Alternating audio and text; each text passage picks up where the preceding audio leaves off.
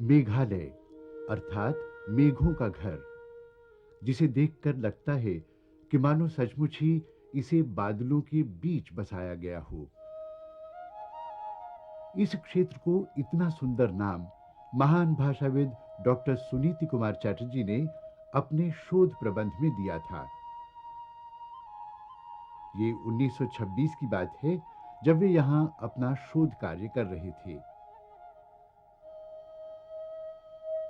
उस समय ये सर्वाधिक वर्षा वाला क्षेत्र माना जाता था। मेघालय में जहां भी जाएं, पूर्वी हिमालय की प्राकृतिक सुषमा हर एक पर अपने मादक सौंदर्य का जादू बिखेरने लगती है। सड़क के दोनों ओर खासी पहाड़ियों के मशहूर चीड़ वृक्ष मानो सैलानियों को पंखा झलते रहते हैं। रास्ते में बसे हुए गांव यहां की प्राचीन परंपराओं का द्योतक हैं।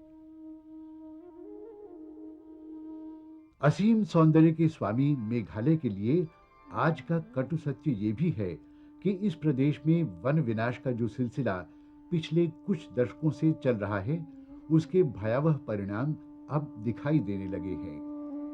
वर्तमान दशक के आरंभ से अब तक 8,150 वर्ग किलोमीटर भूमि बंजरपन का शिकार हो चुकी है। आंकड़ों की दृष्टि से इस समय मेघालय वन प्रदेश का विवरण इस प्रकार है। कुल संरक्षित तथा आरक्षित वन प्रदेश 725.49 वर्ग किलोमीटर, पश्चिमी गारो हिल 113.54 वर्ग किलोमीटर, पूर्वी गारो हिल 155.37 वर्ग किलोमीटर, पूर्वी खासी हिल 132.74 वर्ग किलोमीटर, जैंतिया हिल 311.45 वर्ग किलोमीटर, राष्ट्रीय उद्यान क्षेत्र 267.48 वर्ग किलोमीटर, वनस्थली क्षेत्र 34.20 वर्ग किलोमीटर, कुल क्षेत्र 1027.17 वर्ग किलोमीटर, निजी स्वामित्व अथवा सामुदायिक वन क्षेत्र 8,935.83 वर्ग किलोमीटर, कुल वनाच्छादित प्रदेश 9,963 वर्ग किलोमीटर। वर्तमान दशक के आरंभ में कुल बंजर भूमि 8,150 वर्ग किलोमीटर। मेघालय जैसे पर्वतीय राज्य के लिए न्यूनतम वनाच्छादित प्रदेश 60% रखा गया है। आज हालत यह है कि मेघालय जैसे जंगलों और पहाड़ों से घिरे राज्य में वनाच्छादित प्रदेश केवल 9,963 वर्ग किलोमीटर रह गया है, जो राज्य के भौगोलिक क्षेत्र का केवल 44% है। मात्र 50 वर्ष पहले सड़कों के दोनों ओर वन थे और गांव के चारों ओर घने वन प्रदेश हुआ करते थे, जबकि अब वन दिन प्रतिदिन गायब हो रहे हैं और जो वन प्रदेश हैं भी तो वे बेहद छितराए हुए हैं।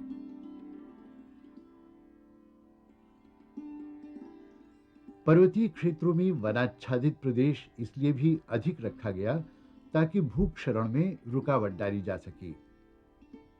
भूमि की ऊपरी परत बहुत पतली होती है और जरा सी परत हटने पर चट्टान नजर आने लगती है। कुदरत को इस पतली परत को बनाने में सैकड़ों ही नहीं हजारों वर्ष लग जाते हैं, किंतु मूसलाधार वर्षा होने पर यदि कोई रुकावट नहीं तो मात्र 2-3 वर्ष में ही ये परत बह जाती है और पहाड़ एक प्रकार से निर्वसन हो जाते हैं। ऐसे में केवल वन ही भूक्षरण रोक सकते हैं। मेघालय में वन विनाश का सबसे बड़ा कारण बढ़ती हुई जनसंख्या की आवश्यकताओं की पूर्ति के लिए वनों का बिना सोचे समझे सफाया करना है। दूसरा बड़ा कारण है जंगल की आग। कुछ आग तो प्राकृतिक रूप से लगती है, जो हालांकि कभी कभार लगती है, लेकिन राज्य के वन प्रदेश को ये बड़ा भारी नुकसान पहुंचाती है। और तीसरा बड़ा कारण झूमिंग के लिए मनुष्य द्वारा जंगलों को अपने हाथों जलाकर नष्ट करना है। झूम खेती यहाँ की एक प्राचीनतम प्रणाली है, जिसे शिफ्टिंग कल्टीवेशन के नाम से भी जाना जाता है। Jumming was a very scientific method of soil fertility restoration in the past because people, farm families, used to open up a plot of land, cultivate maize or rice, whatever they want, and then after 4 or 5 years, they will go to another plot of land. Meanwhile, the forest will regenerate. Forest has a tremendous capacity of regeneration. They will come back to the same plot probably 40, 50 years later. But increasingly, with population pressure on the one hand and the so-called developmental activities on the other, for example, there are so many sawmills in the region now. Enormous amount of timber is being cut. Paper factories have come. The bamboo of that region, which was very rich wealth, is practically disappearing now. So unsustainable commercial exploitation without the regeneration capacity of the forest, and also the short Hume cycle. Now they have to come back to the same land very soon, so that there is no opportunity for the land to regenerate. All these practices have led to the denudation of good fertile land in many parts of Nagaland and Meghalaya.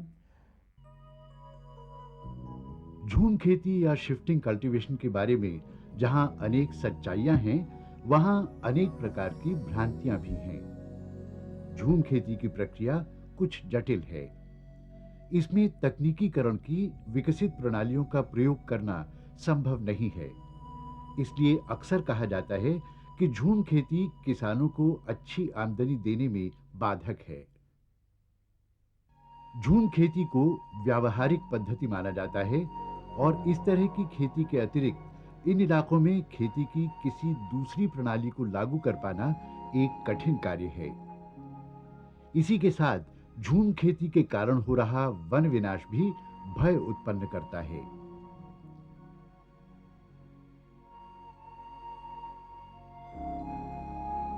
One विनाश के लिए काफी हद तक जिम्मेदार समझी जाने वाली झूम खेती की समस्याओं को देखते हुए स्वतंत्रता के बाद इस प्रणाली की रोकथाम के लिए विचार किए गए।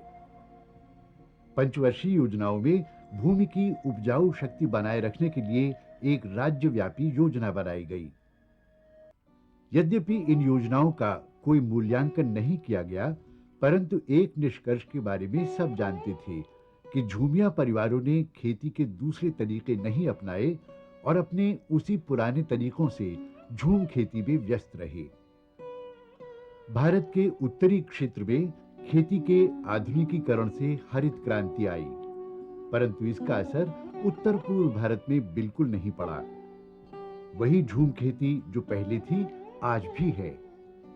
इसके कुछ मूल कारण हैं, जैसे ये क्षेत्र भौगोलिक दृष्टि से मैदानी इलाकों से बिल्कुल भिन्न है। यहाँ की जलवायु अधिक वर्षादायक होने के कारण ये समस्त क्षेत्र हरियाली चादर में परिवर्तित हो गया है। यहाँ की मिट्टी अत्यधिक उपजाऊ है।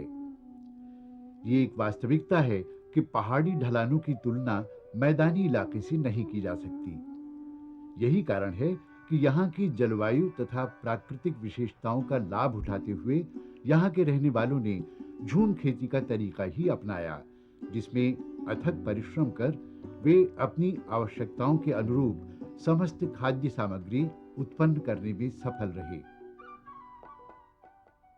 ये एक व्यावहारिक सच्चाई है कि उत्तर पूर्व में वन विनाश का कारण झूम खेती में झूम चक्र की अवधि का निरंतर कम होते जाना है।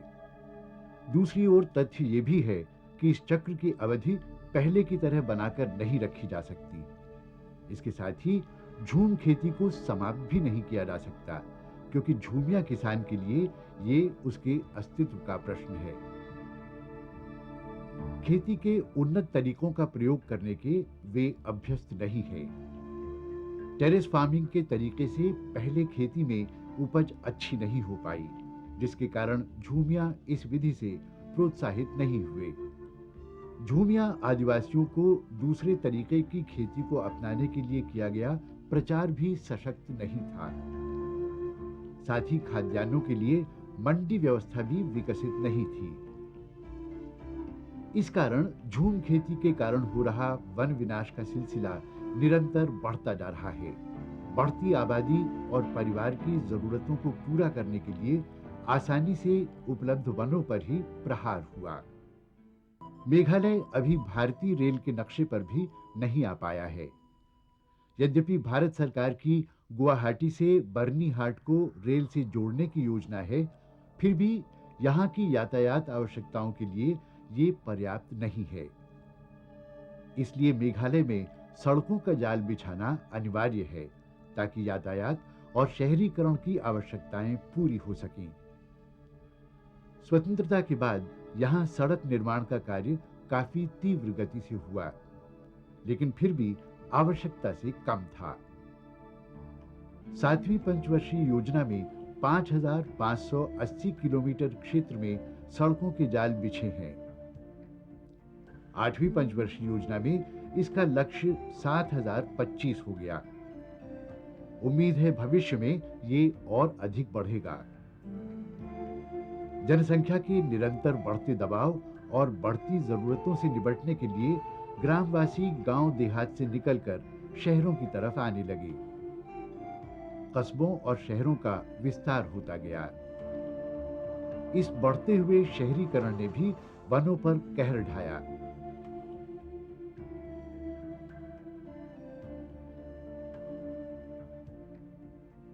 मनुष्य की निरंतर बढ़ती हुई जरूरतों को पूरा करने के लिए फैक्ट्रियों, बस्तियों, स्कूलों, अस्पतालों का निर्माण होने लगा और इन सब चीजों के लिए एक बार जो जंगलों को काटना और जलाना शुरू हुआ, वो आज तक जारी है। शहरीकरण का एक प्रभाव और पड़ा, वो ये कि बढ़ती आबादी की विकास संबंधी जरूरतें पूरी करने के लिए उत्तर पूर्वी राज्य का राजस्व बढ़ाने की आवश्यकता हुई। इसके लिए भी वन कटने लगे, क्योंकि इमारती लकड़ी और अन्य वन संपदा की बिक्री से भरपूर आमदनी होने की आशा थी।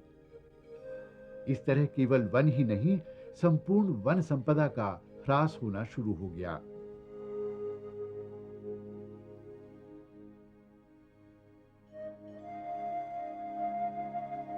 मेघालय में अनेक स्थानों पर चूना पत्थर और कोयला निकाले जाने ने भी वनों का विनाश किया है।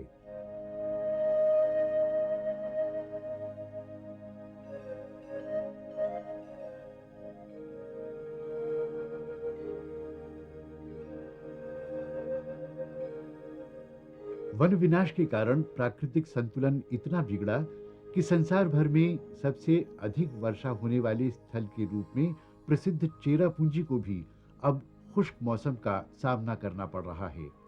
उत्तर पूर्व में उग्रवाद से जहां एक ओर आम आदमी का जीवन दूभर है, वहीं उग्रवाद वन विनाश का एक प्रमुख कारण भी है।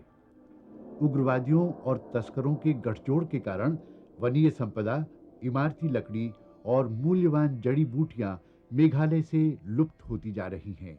निष्कर्ष के तौर पर यह कहा जा सकता है कि मनुष्य द्वारा अपनी आवश्यकताओं की पूर्ति के लिए, बस्तियां बसाने के लिए, घरों का निर्माण करने और आवागमन के लिए सड़कें बनाने के वास्ते और ईंधन की जरूरत को भी पेड़ों को काटकर पूरा किया जाने लगा। खेती के लिए खुले मैदानी इलाकों की जरूरत होने पर भी जंगलों की ही कटाई हुई। समस्या जटिल है।